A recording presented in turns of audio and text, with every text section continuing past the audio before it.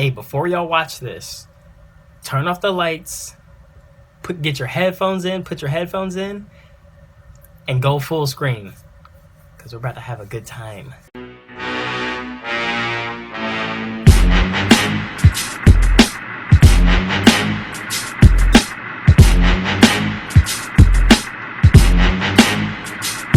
Yo, what is up, you guys? Again, I want to shout out the top 3 fans from my YouNow broadcast a few days ago. It was Uwe, Locam, and Logan. I remember the first 2 off the top of my brain because I'm smart. Anyway, yeah, shout out to you guys. I appreciate everybody who supports me on YouNow and stuff like that. And every time I broadcast up there, the top 3 fans will always get a shout out in one of my videos that I do the next day. Anyway, it's been a minute since I've done a Mr.Nightmare video. Actually, I think I've only done one, but I've done other creepy videos before.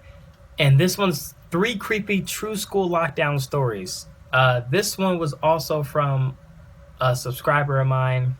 He hit me up on Twitter. I forgot what your thing was, but I will have the picture of here somewhere. So thank you for showing me this video. 3 creepy true school, what the fuck? I'm getting so tongue twisted for that thing. 3 creepy true school lockdown stories. Here we go. This is something you guys have been requesting the hell out of for a long time. It took a lot of time, but I finally found 3 stories that take place during school lockdowns. Story number 1. It was a typical boring day in calculus, only it was Friday, 7th period, meaning the week was almost over and spring break would finally be upon us. So everybody was getting antsy in their seats, I could tell. We didn't have a test that day like a lot of my friends did with their other teachers, so our teacher in the middle of class just decided to start playing games with us on Sporkle.com. Okay, first of all, what the fuck is Sporkle.com?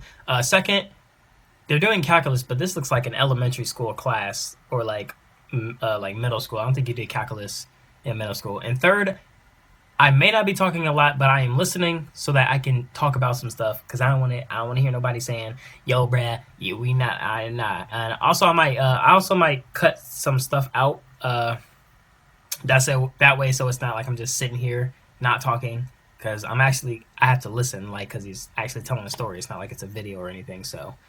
Yeah. He was a very laid-back teacher like that. As we were doing some brand logo quiz on Sporkle, I remember the exact moment it happened. The fuck is Sporkle? Right after my friend answered a question, I remember the exact answer too, Adidas. The dean's voice came through the loudspeaker. He sounded panicked and frantic as he told all the teachers this was not a drill and to go into lockdown.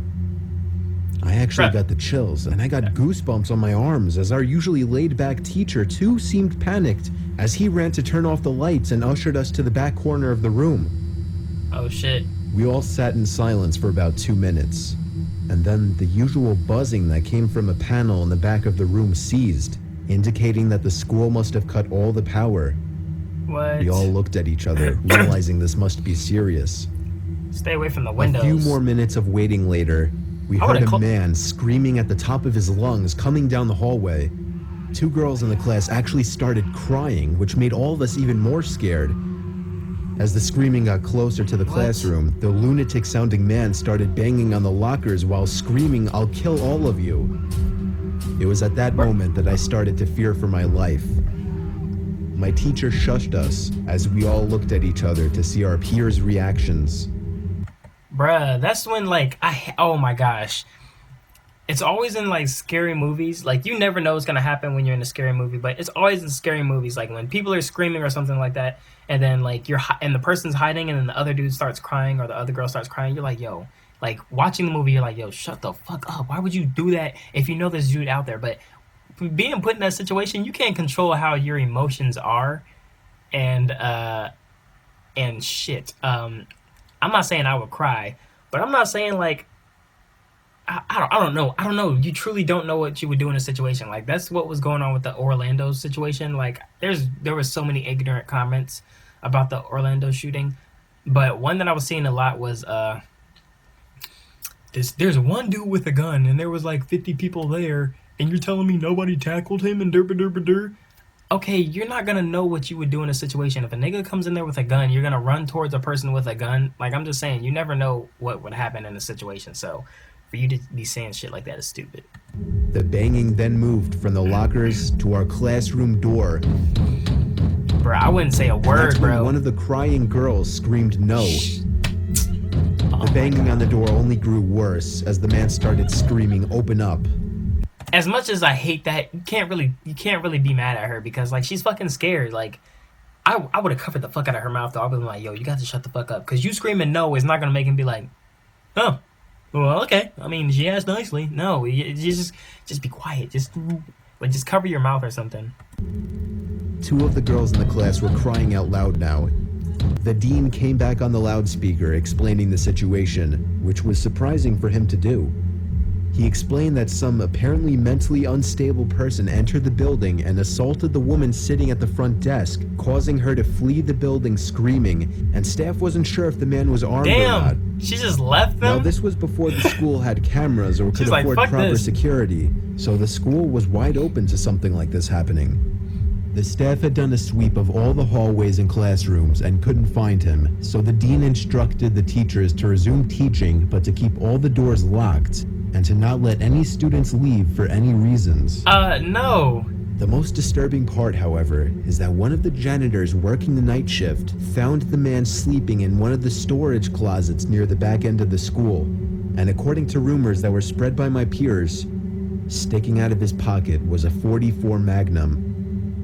The janitor must have done something stupid to wake him up. For example, leaving the closet door open, because by the time a police officer could arrive on the scene, the man was gone. Okay, like these stories, I think he got these stories from like Reddit or something, or somebody sent him them. I mean, for all we know, it could be fake. I don't really usually believe stories without any evidence, just because that's just how I am. That's just how I've been, like, with all this fake stuff going around. But it's a good story nonetheless. Second of all, I think it was probably a rumor spread around about the gun, if this story was true, because why wouldn't this man shoot anything? Like, he's sitting here banging on the doors. If he's as crazy as people are saying he is, wouldn't he have shot something? And why would they not keep searching? How did the janitor find him? Why? Oh, it's and this, because this is all this crazy to me. So you mean to tell me they continued teaching and they let him they just stopped looking for him, or they probably continued looking for him, still couldn't find him, and then by the time the end of the school ended, they let all them students out all together with a crazy man still in the school, and you telling me nothing happened? So I kind of can't believe this one, but who am I to say that? I don't know what happened. I'm just saying, without any evidence, no cameras or anything, like, I'm just saying that's kind of weird how they would let all the students leave knowing that there's a crazy ass dude in the school. My school has 2 lunch periods. First lunch period is for all 6th graders and some 7th graders. I was about to say, the that looks like second my lunch school. period is for the other half of the 7th graders and all 8th graders. But it's not. The lockdown happened in the beginning of October. The day the lockdown occurred, it was overcast and rainy. During the first lunch period, I heard 4 loud booms. I personally thought it was thunder, but the entire lunch crowd started screaming. Yo, that's crazy how your brain does that. Those kids were just serious pussies, but the campus security came in and started yelling at people to go into the multi-purpose room. This is hurting my eyes, though. And the kids who were in line buying lunch had to throw out their lunch and come inside. Fuck that. Me and some friends went inside the room along with a huge group of other kids. Everyone was curious as to what was happening. Just have the pictures clear, when me please. and my friends were rushed inside the campus, security was covering the glass with the curtains, and there were adults at every exit. When he came back, he said, "You know how right in front of TMS there's those houses?" I replied, "Yeah." "There's this mentally disabled, crazy man that barricaded himself in front of his house, and he's threatening to commit suicide and kill the cops if he's evicted. He was walking around outside of school watching kids in a weird way," Eric told us. It turned out the man was also a registered sex offender, making matters worse. We were stuck in the multi... How did he get a house across from the school? They said it was across from the school, right?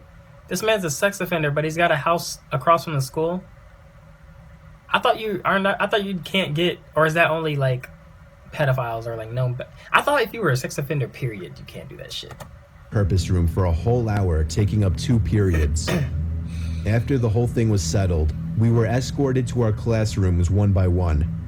I later found out that the man lives next to my friend Brandy, who told me about the previous Halloween when she saw the same man at his window cutting his arm and writing in his own blood, "Don't come here or I'll kill you," on his window. I don't know, that story was kind of weak. How you gonna follow up? That should have been the first story. I'm 22 years old, fresh out of college, and I recently got a job at my old high school as a sort of computer intern in the school basement. The basement of the school is very messy and disorganized, but there is a small 3-person office that's actually very nice down there.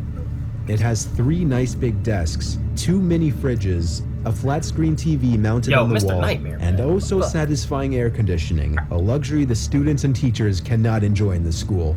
And of course all the school servers and other computery stuff. Holy shit. My 2 co-workers that shared the office with me, Dave and Gary, weren't in the office at the time. They were upstairs working on papers or whatever. I was eating my sandwich during my lunch break when I got a phone call from one of the women in the front office telling me the school was on lockdown and that somebody, possibly armed, had entered the school. Damn. Can I scare you? Did I scare you? I'm sorry, that was a dick thing to do. All right, let's get back to the story.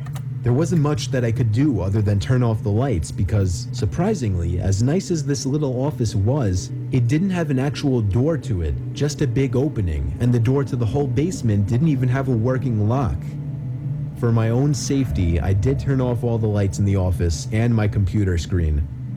I kept my phone on the desk, texting both Gary and Dave, but they wouldn't respond. In the basement, I sat down there in the dark, playing games on my phone for like 20 minutes, waiting for the call from up front to tell me to resume working. I had no idea what was happening. I couldn't hear what was going on upstairs from down here, but I was not allowed to make any calls until I was informed that the lockdown was over.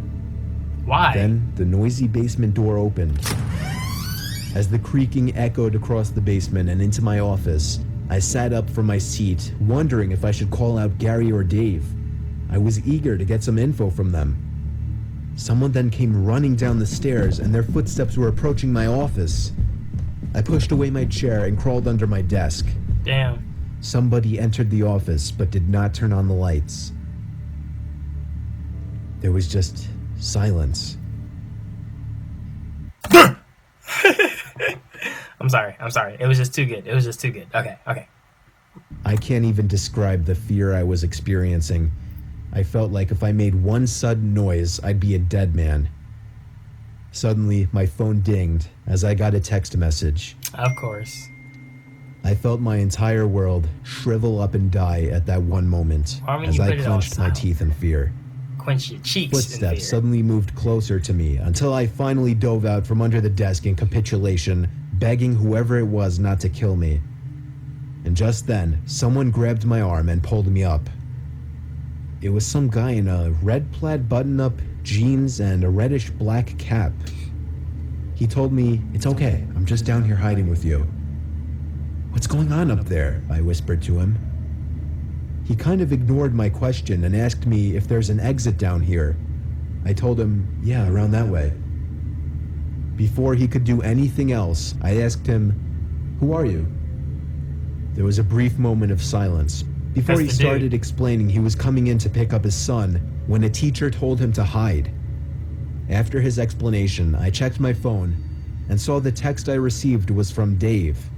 It said, "Dude, this is fucking crazy. Some guy with a gun shot Mr. Buckley. He's wearing a red shirt and a hat. Whatever you do, don't come upstairs." I was about to reread that text out loud to the man until I realized. I looked up and felt my stomach sink. The man seemed to catch on to my suspicious stare. Panicking, all I could think to do was to run for the upstairs. A gunshot echoed through the basement and I could hear the bullet ricochet off something metal in the darkness. But thank God the bullet missed me and I made it upstairs. Fortunately, police were waiting at all exits, including the basement exit, and caught the man the second he opened the door. Yo, 10 disturbing things that you should never Google. This video right here, I know exactly what this. Hold on, let me make it larger. This video right here, I've seen this video, yo. This dude chainsaws. He has the chainsaw and takes it to their. Oh my god! He takes it to their neck, and you like just see their body like it's so weird. I don't know. Let me know below if you've seen that video, but I've probably. You probably shouldn't see it, but I've definitely seen it. Boy, if you're gonna scream in a class during a lockdown, you best get ready to square up. I'm saying, like, that's what I was saying earlier. If you're gonna scream, like, really, come on now. At my house by myself, watching this, so scary. I'm kind of afraid to look back. Let me know if you guys enjoyed this and if you guys would like to see more of this. If you did, go ahead and smash that like button so I can know that you guys enjoyed this. But yeah, that's crazy. Have you guys ever experienced a lockdown? I don't think I've ever been. We've had drill lockdowns, but nothing like when something ever happened. But yeah, what about you guys? And did you watch the video? Like, did you watch the video full screen, headphones in the dark? Let me know if you did, and let me know if I scared you, because that was a dick move. But it was too worth it. It was like it got quiet, and that's when you're like really listening, and then boom, you know, that's how it happens. So anyway, yeah, sorry about that. If you guys enjoyed this video, go ahead and leave that thumbs up. I will catch you guys in the next one.